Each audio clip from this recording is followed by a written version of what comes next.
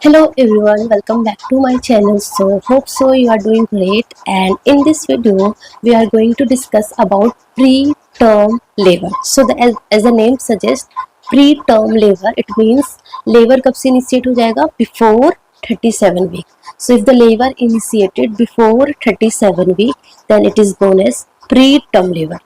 So क्या होगा, क्या मतलब उसमें पेशेंट को क्या फील होगा, and how we diagnose कि yes there is preterm labor. So if there is regular uterine contraction accompanied by progressive dilation and effacement of the cervix, है ना. So basically labor का मतलब ही क्या होता है? labor का मतलब कि जो cervix है वो dilate होना start हो जाएगी, effacement हो जाएगा, uterine contraction start हो जाएगा. So that is basically labor.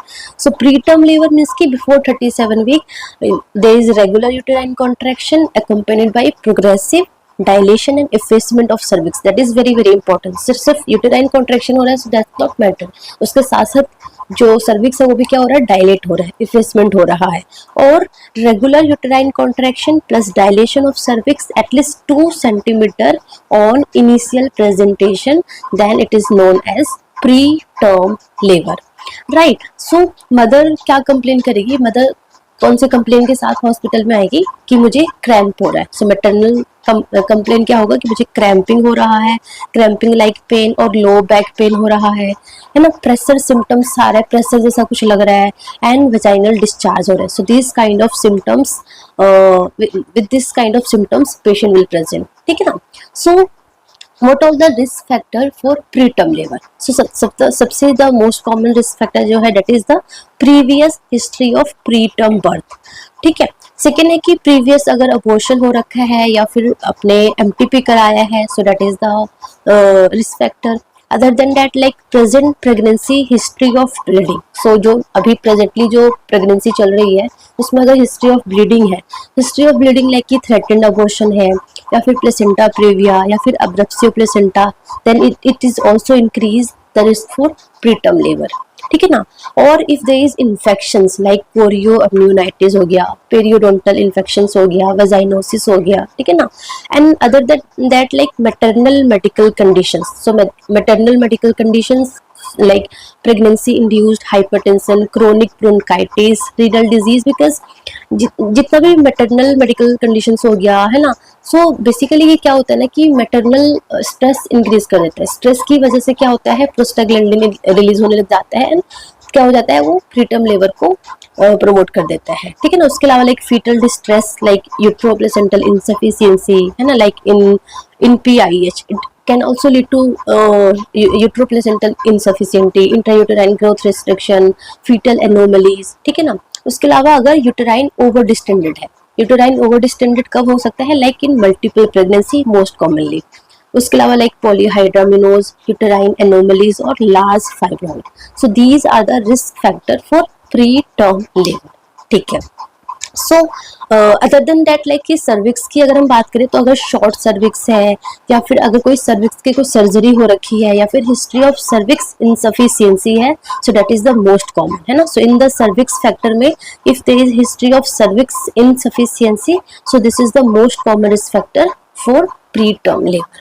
ठीक है ना. उसके अलावा अगर inter pregnancy interval is less than 18 month और more than 59 month, if the mother is underweight और ओवरवेट, ठीक है, and working for long hours और smoking, so these all are the risk factor for preterm labour. ठीक है. सो हम इतना क्यों लाइक कंसर्न हो रहे हैं कि प्री टर्म लेबर है? मतलब तो द रीजन बिहाइंड दैट कि basically the consequence of pre maturity in the neonate. So pre term labour मतलब कि चाइल्ड कैसा होगा, बच्चा कैसा होगा, जो न्यूनेट कैसा होगा? प्री मैच्योर होगा. And because of the pre mature basically एक बच्चे का एक लंग्स हो गया, एक बच्चे का ब्रेन हो गया. सो दोनों पे बहुत ज्यादा इंपॉर्टेंट फैक्टर है. सो इमीडिएटली अगर हम बोले तो इमीडिएटली में बिकॉज ऑफ कि सर्फेक्टेंट प्रॉपरली प्रोड्यूस नहीं रहेगा, because of the insufficiency of surfactant, so there is very high chance of respiratory distress syndrome हो सकता है ना. अदर देन डेट लाइक कि नेक्रोटाइजिंग एंटीरोकोलाइटिस हो सकता है, इंट्राक्रेनियल हेमरेज हो सकता है, क्योंकि जो ब्लड वेसल्स है बहुत फ्रेजाइल है, बहुत इजीली रप्चर हो जाएगी. So it can lead to necrotising enterocolitis, intracranial haemorrhage, and other than that कि जो प्री मेच्योर बेबी है there is very high chance कि न्यूनेटल हाइपोथर्मिया हो सकता है, neonatal hypoglycaemia, infections and retinopathy of prematurity. So these are the immediate risk for premature baby. ठीक है. And long term में क्या होगा, लॉन्ग टर्म में क्या होगा कि जो बेबी की जो न्यूरो डेवलपमेंट है वो प्रॉपर नहीं होगा and it can leads to cerebral palsy. ठीक है ना. So this all factor at the end क्या हो रहा है, एट द एंड यही हो रहा है कि जो इन्फेंट मोर्टेलिटी रेट है वो क्या हो रही है, इंक्रीज हो रही है. सो pre maturity is the most common factor for increasing infant mortality rate. So these are the consequences that is present in the prematurity in the neonates. ठीक है ना. सो हमें कैसे प्रिवेंट करना है. सो अगर सर्वाइकल इनसफिशियंसी वाला रीजन है तो हम सर्वाइकल सर्कुलेस करते हैं, प्रोजेस्टेरोन थेरेपी देते हैं. एंड अगर मदर क्रोनिक स्मोकर है तो हमें सजेशन ऑफ स्मोकिंग करना होता है. So these are the prevention of preterm labour. The very very important thing is that कि हमने देखा कि ये सारी प्रॉब्लम्स बेबी को हो रहा है. बट अगर प्री टर्म लेबर हो जाता है एंड बेबी अगर डिलीवर होने वाला है तो हम ये सारे कंडीशंस को कैसे मिनिमाइज कर सकते हैं, कैसे रिड्यूस कर सकते हैं. So we have like corticosteroids. First drugs जो हम बेसिकली देते हैं दैट इज द कॉर्टिकोस्टेरॉइड्स दे सकते हैं, टोकोलिटिक्स दे सकते हैं. एंड थर्ड हमारा है मैग्नीशियम सल्फेट. क्यों देते हैं, कब देते हैं, कैसे देते हैं, क्या इसका बेनिफिट्स है, वो सब कुछ हम डिस्कस करेंगे. ठीक है ना. तो सबसे पहले हम कॉर्टिकोस्टेरॉइड्स की बात करें तो हमने देखा कि बेबी का जो लंग है वो क्योंकि सर्फेक्टेंट प्रॉपरली प्रोड्यूस नहीं होगा, सो लैक ऑफ सर्फेक्टेंट की वजह से रेस्पिरेटरी डिस्ट्रेस सिंड्रोम हो सकता है. So the problem with preterm labour is कि बेबी का लंग्स हमें वो करना है एंड बेबी का ब्रेन को हमें प्रोटेक्ट करना है. सो ये दोनों हमारे इमीडिएट इंपॉर्टेंट है जिसको हमें सेव करना है. सो लंग्स को मैच्योर होने के लिए हम क्या देंगे, बेसिकली कॉर्टिकोस्टेरॉइड्स देंगे. तो कॉर्टिकोस्टेरॉइड्स क्या करेगा, it accelerate formation and release of surfactant and because of that respiratory distress syndrome हो गया, ट्रांसिएंट टैकिपनी ऑफ न्यूबॉर्न हो गया, वो क्या हो जाएगा, डिक्रीज हो जाएगा. प्लस और क्या करेगा, कॉर्टिकोस्टेरॉइड्स ना वस्कुलर स्टेबिलिटी भी करती है. सो बिकॉज ऑफ दैट जो वीक फ्रेजाइल ब्लड वेसल्स है वो रप्चर नहीं होगा. So it can decrease intraventricular haemorrhage plus necrotising enterocolitis. So ये सारा जो रिस्क है वो क्या हो जाएगा, डिक्रीज हो जाएगा. ठीक है ना. सेकेंड हम टोकोलिटिक्स देंगे. सो टोकोलिटिक्स का जो मेन फंक्शन है वो क्या है कि कॉर्टिकोस्टेरॉइड्स को काम करने के लिए 48 आवर्स चाहिए, है ना. तो आपने कॉर्टिकोस्टेरॉइड्स दे दिया एंड पता चले अगले 1 आवर में बेबी डिलीवर हो गया तो कॉर्टिकोस्टेरॉइड्स का एक्शन ही नहीं हुआ. सो हमें वो टाइम देने हैं. Two by the time like 48 hours हम क्या देते हैं, टोकोलिटिक्स देते हैं. जो कॉन्ट्रैक्शन है उसको हम स्टॉप करते हैं. एंड थर्ड हमारा है मैग्नीशियम सल्फेट जो कि बेसिकली क्या करता है, न्यूरो प्रोटेक्शन है. So these 3 drugs and one more drug that is your group beta Streptococcus भी दिया जाता है स्क्रीनिंग करके. सो वो हम पेनिसिलिन जी के बारे में पढ़ेंगे. So this 4 important drugs that is given for the preterm labour. उसमें से सबसे फर्स्ट हमारा इंपॉर्टेंट है कॉर्टिकोस्टेरॉइड्स जिसमें हम मदर को देते हैं. एंटीनेटल कॉर्टिकोस्टेरॉइड्स देते हैं. कब देते हैं, less than 34 week to 36 week plus 6 days तक, है ना. So that is very very important. Less than 34 week to 36 week plus 6 days तक दे सकते हैं. सो इन बिटवीन दैट अगर बेबी डिलीवर होता है तो हमें क्या देना है, हमें देना है कॉर्टिकोस्टेरॉइड्स. कौन कौन से देना है. एंड एक्शन जो मैक्सिमम एफिशिएंसी है of corticosteroids is 48 hours of first dose. Very very important. So that's why we are giving tocolytics. ठीक है ना. सो हमारे पास 2 बेसिकली कॉर्टिकोस्टेरॉइड्स है एंड ये दोनों आपको पता होना चाहिए, दोनों का डोज पता होना चाहिए, फ्रीक्वेंसी पता होना चाहिए, इन कैसे देते हैं. सो फर्स्ट हमारा है बीटामिथासोन. सो बीटामिथासोन क्या है, 12 mg intramuscular 2 dose 24 hours apart पे देंगे. एंड दूसरा हमारा है डेक्सामिथासोन जो हम 12 का हाफ देंगे 6 mg. ये भी हम सेम इंट्रामस्कुलर देंगे एंड 12 का हाफ कर दिया इसलिए जो डोज है वो 4 डोज देंगे, है ना. एंड यहाँ पे हम 24 आवर्स अपार्ट दे रहे थे बट यहाँ पे हमारे पास 6 mg है, 4 डोज है, इसलिए हम एवरी 12 आवर्स पे देंगे. So this is very very important. You have to remember and there is only absolute contraindication for corticosteroids, that is chorioamnionitis, that you have to remember. So that is all about your corticosteroids. second हमारा drugs क्या था, टोकोलिटिक्स. सो टोकोलिटिक्स basically क्या करेगा, टोकोलिटिक्स जो contraction है उसको क्या करेगा, इनहिबिट करेगा, डिक्रीज करेगा, स्टॉप करेगा. सो क्यों करेगा, so that it by the time for corticosteroids to act, क्योंकि कॉर्टिकोस्टेरॉइड्स को एक्ट करने के लिए हमें कितना आवर्स चाहिए, 48 आवर्स चाहिए. तो हमें 48 आवर्स हमें खरीदना है, एंड वो हम कैसे बाय करेंगे, बाय गिविंग टोकोलिटिक्स. ठीक है ना. सो टोकोलिटिक्स में maximum given up to 34 week and not more than after 48 hours. So more than 48 hours के लिए हम नहीं देते हैं, एंड आफ्टर 34 वीक के बाद भी हम नहीं देते हैं. So like less than 34 week तक ही हम टोकोलिटिक्स दे सकते हैं. And we have to basically, मतलब बहुत सारे टोकोलिटिक्स है, बेसिकली हम दो यूज करते हैं. फर्स्ट हमारा है इंडोमेथासिन एंड सेकेंड हमारा है nifedipine. So up to 32 week अगर हमें यूज करना हो तो हम इंडोमेथासिन यूज करते हैं. आफ्टर 32 वीक हम इंडोमेथासिन यूज नहीं करते हैं. क्यों नहीं करते हैं, because it can lead to pre जो हमारा डक्टस आर्टेरियोसिस है उसका प्री क्लोजर कर देगा. So pre closure of ductus arteriosus, to prevent that हम आफ्टर 32 वीक हम इंडोमेथासिन नहीं देते हैं, एंड मोर देन 48 आवर्स के लिए भी नहीं देते हैं इंडोमेथासिन. क्यों, क्योंकि it can leads to oligohydramnios. ठीक है ना. So this is very very important, you have to remember regarding indomethacin. ठीक है. सो आफ्टर 32 वीक, लाइक 32 से 34 वीक हमारे पास कौन सा ड्रग हो गया, that is the nifedipine. And in India the tocolytics of choice is nifedipine. So if in the option you have 4 options, and in 4 options if you have given like nifedipine, indomethacin, atosiban, MGSO4, तो आपको कौन सा tocolytics पे टिक लगाना है, that is nifedipine. So this is the tocolytics of choice in India that we are using. ठीक है ना. So that is these two are the first line, either indomethacin और nifedipine. The most commonly that we are using, that is the nifedipine. But उसके अलावा और भी टोकोलिटिक्स हैं, जैसे कि हमारा एटोसिबन हो गया, मैग्नीशियम सल्फेट हो गया, टर्ब्यूटलिन हो गया, नाइट्रोग्लिसरीन हो गया. So this can also be used as a tocolytics if these two are contraindicated, right? Okay. So हमने दो चीजें के बारे में पढ़ लिया. First corticosteroids, second is tocolytics, and third हम क्या देंगे, दैट इज मैग्नीशियम सल्फेट.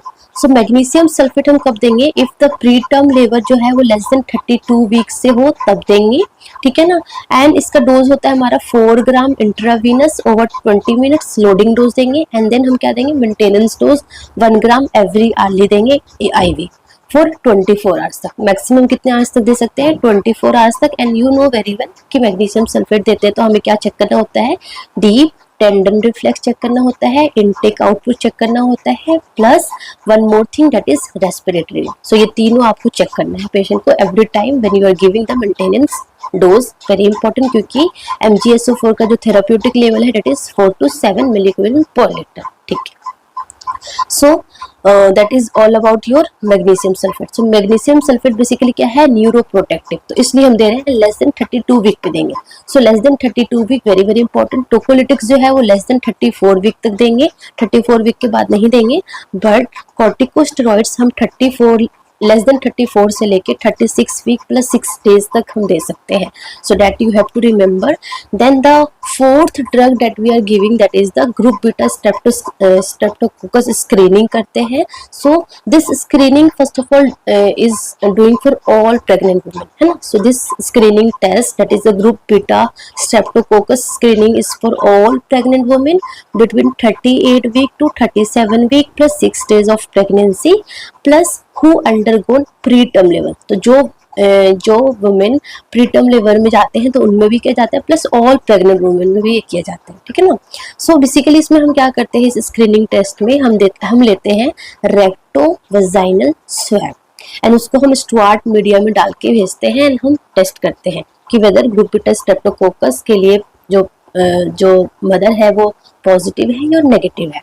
सो अगर पॉजिटिव होती है, और इन दिस कंडीशन में हम क्या देते हैं, इंट्रापार्टम एंटीबायोटिक प्रोफाइलेक्सिस देते हैं to prevent neonatal from getting sepsis. So basically meningitis हो गया है ना, सो न्यूमोनिया हो गया, सो टू प्रिवेंट दैट हम मदर को ही क्या देते हैं, इंट्रापार्टम एंटीबायोटिक प्रोफाइलेक्सिस। कौन कौन सी कंडीशन में, if the mother is positive जीवीएस कल्चर इन करेंट प्रेगनेंसी, या फिर previous infant with GBS disease, और थर्ड है कि अननोन स्टेटस है and preterm labour less than 37 week है, प्री रप्चर ऑफ मेम्ब्रेन है, rupture of membrane like more than 18 hours से मेम्ब्रेन रप्चर हो रखा है। So this all are the indication of giving intrapartum antibiotic prophylaxis. Then the second question की कौन सा antibiotic देते हैं, so that is the penicillin G. So penicillin G intravenous is the drug of choice for intrapartum antibiotic prophylaxis for group beta Streptococcus. ठीक है, अगर penicillin G available नहीं है तो नेक्स्ट हमारा है एम्पिसिलिन आईवी। ठीक है, बट अगर पर्सन को पेनिसिलिन से एलर्जी है, अगर मदर को पेनिसिलिन से एलर्जी है, देन थर्ड हमारा चॉइस है सिफाजोलिन इंट्रावीनस। बट मदर अगर रेजिस्टेंट है for all this penicillin, ampicillin, cefazolin, then हमारा लास्ट आंसर है vancomycin. So these are the drug that we are using for group beta streptococcus intrapartum, हम mother को देते हैं this antibiotic. ठीक है ना, इसका डोज मैंने नहीं लिखा है because I don't think so कितना इंपॉर्टेंट है इसका डोज आपके लिए। ठीक है, सो ये आपका मोस्ट इंपॉर्टेंट है। So to conclude that topic, आपको बेसिकली क्या करना है, management of preterm labour. If mother after 34 week के बाद आती है प्रीटर्म लेबर में, so you have to admit and observe for deterioration and contraction, दोनों में। अगर लेस देन 34 वीक पे आती है या फिर आफ्टर 34 वीक पे आती है, in both cases you have to admit the mother and you have to observe the mother for contraction, for tone, the frequency, the intensity, cervix dilation, and also the baby को भी monitor करना है। ठीक है। Second है group beta streptococcus prophylaxis, less than 34 week में भी देना है एंड आफ्टर 34 वीक में भी देना है। ठीक है ना। थर्ड हमारे पास कॉर्टिकोस्टेरॉइड्स है, तो वो भी हम 34 वीक से कम होगा तो भी देंगे एंड आफ्टर 34 वीक में भी हम कॉर्टिकोस्टेरॉइड्स देंगे। Tocolytics very important, less than 34 week में हम, आफ्टर 34 वीक में हम नहीं देंगे, ओनली लेस देन 34 वीक में हम टोकोलिटिक्स देंगे and tocolytics of choice is nifedipine. Next drug हमारा है magnesium sulphate, that is neuroprotection. It is again after 34 week हम नहीं देते हैं, it is less than 34 week में देते हैं। And you have to giving, after giving this all the drugs you have to monitor 4 to 6 hours after assuring no contraction, कोई dilation नहीं हो रहा है, fetus नॉर्मल है, no fetal distress, then you can send mother to home। ठीक है ना। So that is the basically management of preterm labour. This dose of corticosteroids is very important. Many times the question that is asked in the exam, and this tocolytics कब देना है and कौन सा हमारा treatment of choice है, magnesium sulphate पता होना चाहिए आपको, and of course this GBS prophylaxis। ठीक है। So I hope this topic is very well understandable for you people. So thank you so much. All the best.